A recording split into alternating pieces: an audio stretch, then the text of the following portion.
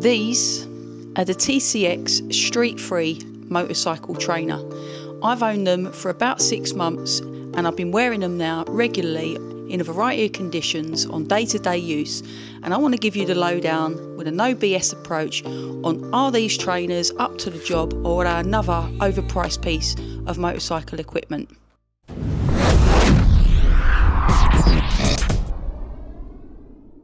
Okay, so let's bundle this all in one go. Let's talk fit, comfort and styling. Style-wise, they really do resemble a pair of Vans traditional sneakers.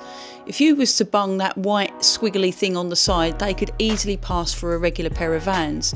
So if you're looking for a sort of casual look, say you're at work, you know, you're just sort of going around, you don't want to look like you're riding your bike and you're wearing all your kit, these would fit in seamlessly as a regular pair of trainers. Fit, they fit true to size. So if you're a size 8, then just buy a regular size 8 because they'll fit like your regular shoes. You don't need to go up or down like you do in some boots. When they say it fits true to size, they really do fit true to size. So when you get the trainers fresh out the box, they are comfy from the get-go. There is no wearing period like what you might get with a pair of boots and stuff like that. They are comfy just like a regular pair of trainers. You do notice the Z plate, which gives that extra reinforcement for motorcycle use, which stops the foot from twisting side to side, or if the bike was to land on you and stuff like that, it stops the foot from being crushed. But what it does allow is the back to forward movement of the heel to toe, as in regular walking. So you're not restricted in terms of bending and walking, but you can feel that these trainers are reinforced. But like I said, absolutely fantastic, straight out the box, comfy and ready to go. One other thing I like about these trainers is the ultralight insert, and they offer long-term cushioning with high performance and breathability. What that translates to in real terms is when you put the trainers on, they do feel extra spongy and extra cushiony, really nice. But not only do they feel like that, the materials and the way that they're constructed are meant to stay extra cushiony over longer periods of time, so they won't become as saggy as a regular pair of shoes inserts. The other point of them is, with that ultralight wicking technology, it's meant to keep the foot nice, dry, and also, if they're nice and dry, to stay warm over extended periods of time. So if you're out on a ride or you're wearing them around on your day-to-day tasks, they should keep your feet nice, comfy and dry. So I'm going to talk a little bit about the technical specification, and I'll start with the ankle plates.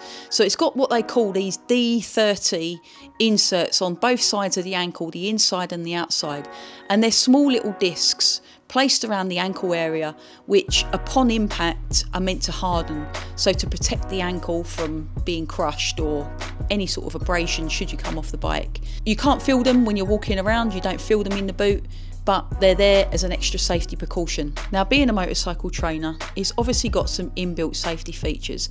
Things like a reinforced toe box that you get on most motorcycle trainers. It's got those D30 inserts in the ankles, the Z plate and other stuff like that. What I would say about these things is, in terms of the reinforced toe box, externally you don't have that little flap that you get on the gear shifter that you get on most boots. It's reinforced from the inside. But what that actually means in real terms is, you can still feel the gear shifter through those trainers. So how that would hold up on impact, I'm not too sure, because you can still feel, like I said, the gear shifter through the top. Not excessively, not as if you were wearing a regular pair of trainers. It's definitely more stable, but just to say, yes, you can still feel that through there. What that would mean in a crash or an accident, I don't know.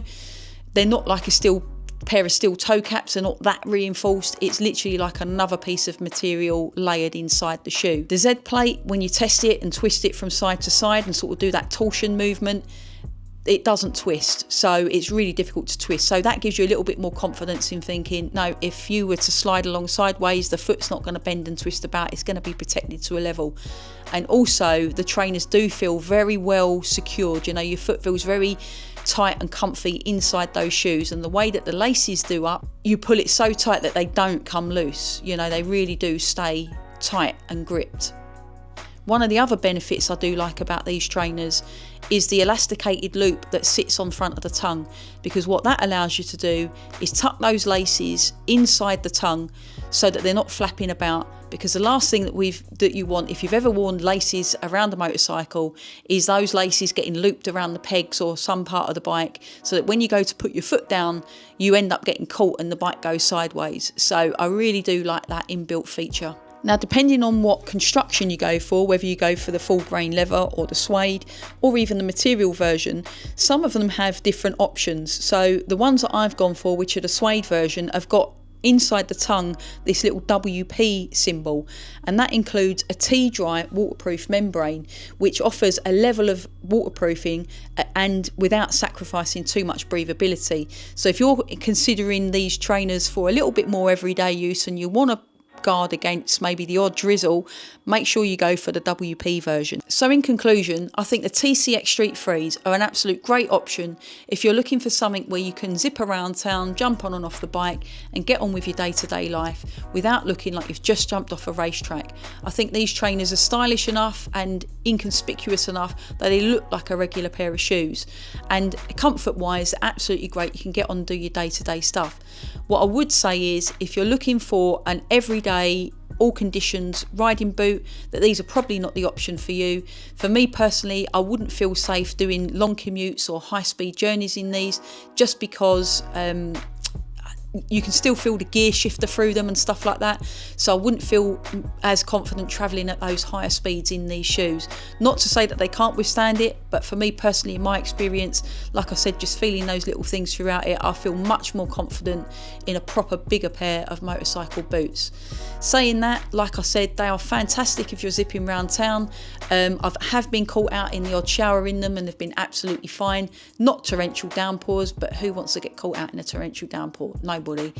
So all that's left for me to say is, you haven't yet clicked the subscribe button, do so. And in the meantime, safe riding, safe driving, happy adventures, and I'll see you in the next one.